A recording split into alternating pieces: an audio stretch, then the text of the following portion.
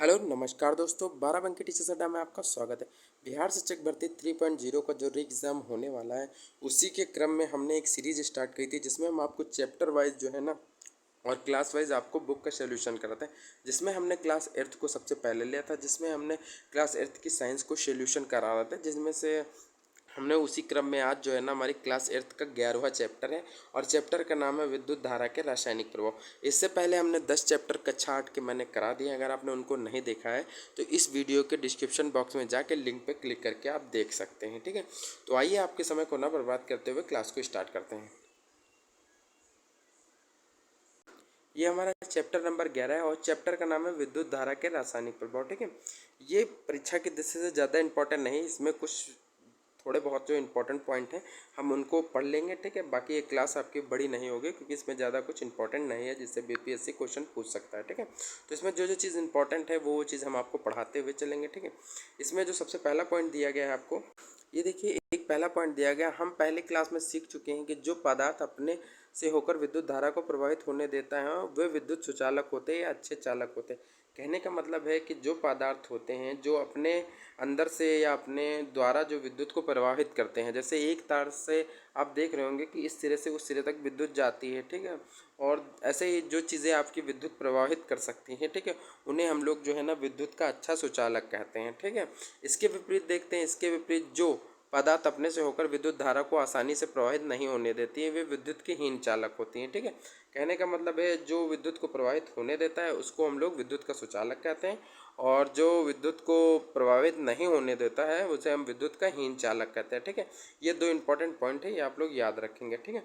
फिर देखते हैं कौन कौन सी चीज़ें विद्युत के चालक में आती हैं और कौन सी चीज़ें विद्युत के कुचालक में आती हैं, ठीक है।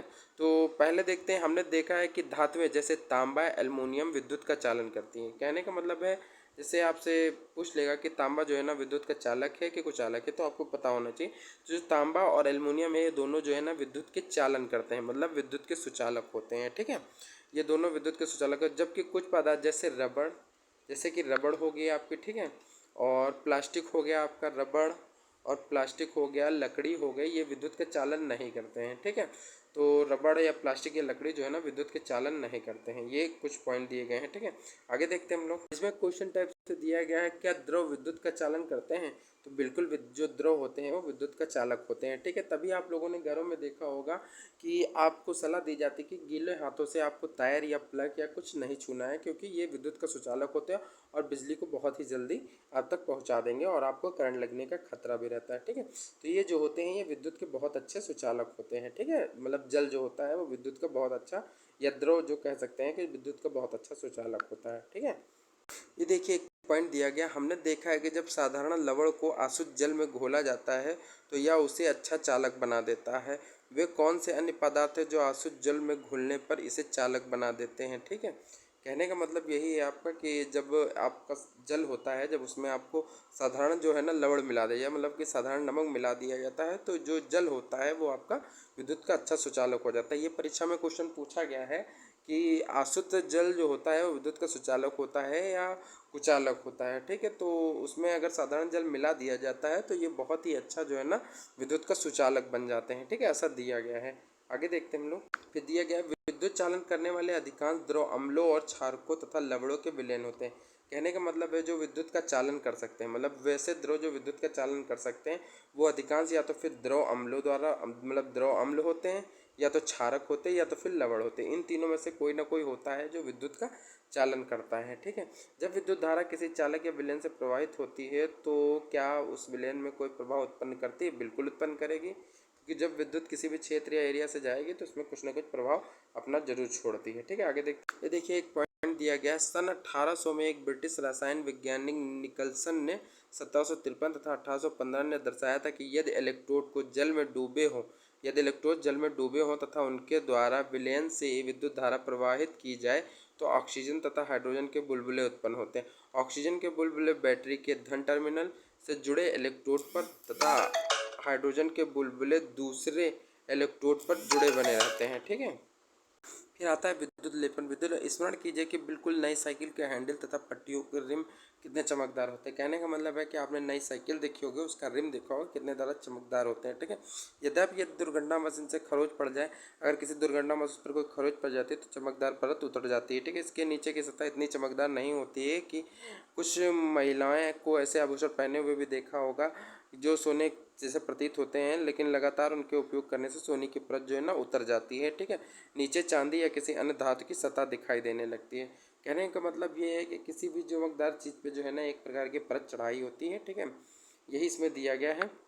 और वो जब परत उतर जाती है तो वो उतना ज़्यादा चमकदार नहीं रह जाती, ठीक है। इन दोनों परिस्थितियों में एक धातु के ऊपर दूसरी धातु की परत चढ़ी होती है। क्या आप जानते हैं एक धातु की सतह के ऊपर दूसरी धातु की परत किस प्रकार निक्षेपित कर दी जाती है? आइए इसे स्वयं देखें, ठीक है। कहने का मतलब यही है कि जब किसी धातु के ऊपर दूसरी धातु चढ़ाई जाती है तो उसे हम लोग विद्युत लेपन कहते हैं। और ये किस तरह करते हैं इसको हम लोग देखते हैं। विद्युत लेपन की प्रक्रिया समझ लेते हैं, इससे परीक्षा में कई बार क्वेश्चन पूछा गया है, ठीक है। इस क्रियाकलाप में हमें कॉपर सल्फेट तथा लगभग 10 सेंटीमीटर तथा 4 सेंटीमीटर साइज के तांबे के 2 प्लेट चाहिए, ठीक है। कहने का मतलब है हमें जो है ना इसमें कॉपर सल्फेट तथा लगभग 10 सेंटीमीटर तथा 4 सेंटीमीटर तांबे की 2 प्लेटें चाहिए। पहले तो कॉपर सल्फेट चाहिए और 2 प्लेटें चाहिए, ठीक है। किसी स्वच्छ तथा सूखे बीकर में 250 ml आसुत जल चाहिए, ठीक है।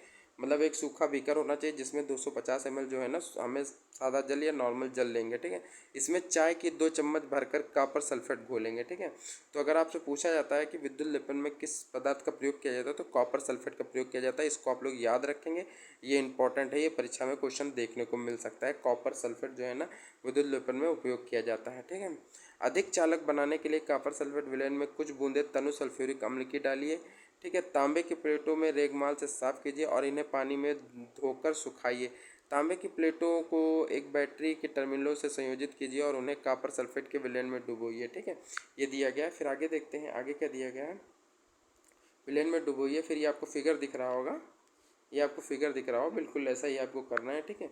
फिर देखते हैं, फिर परिपथ में लगभग 15 मिनट तक विद्युत धारा प्रवाहित होने दीजिए। अब विलयन में से इलेक्ट्रोड को हटाइए तथा उन्हें ध्यानपूर्वक देखिए, क्या उनमें किसी एक में कुछ अंतर पाते हैं? क्या आप उस पर कोई परत चढ़ी देखते हैं, ठीक है। कहने का मतलब यही है कि जब आप उसमें विद्युत धारा प्रवाहित कर देंगे तो जिसके इलेक्ट्रोड है ना वो उसमें आप इलेक्ट्रोड जब हटाते हैं तो उसमें ध्यानपूर्वक देखिए कुछ अंतर पाते हैं, ठीक है।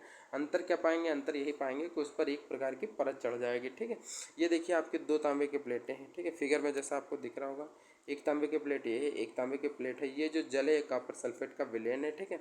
और ये दोनों जो है ना तांबे की प्लेट है। जब इसमें हम विद्युत प्रवाहित करते हैं, ठीक है, फिगर आपको दिखाते हैं, ये देखिए ऊपर से जब आप इसमें विद्युत प्रवाहित करते हैं तो इसमें कुछ रासायनिक अभिक्रियाएं होती है। जो इलेक्ट्रोड होते हैं जब इसको बंद कर दिया जाता है तो प्लेटों पे जो है ना कॉपर सल्फेट की मतलब कह सकते हैं कि एक प्रकार का लेप चढ़ जाता है, ठीक है।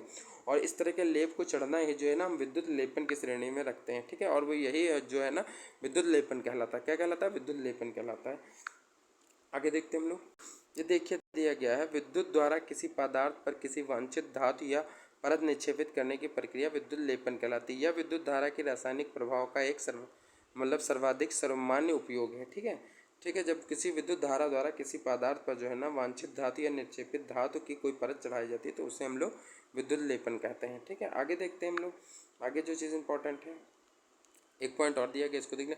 विद्युत लेपन कारखानों में उपयोग किए जा चुके विलयनों का निपटारा किए जाने में भी एक मुख्य समस्या है। यह एक प्रदूषणकारी अपशिष्ट है तथा पर्यावरण संरक्षण के लिए इस प्रकार के प्रदूषकों के निपटने के लिए विशिष्ट दिशा निर्देश दिए गए हैं, ठीक है।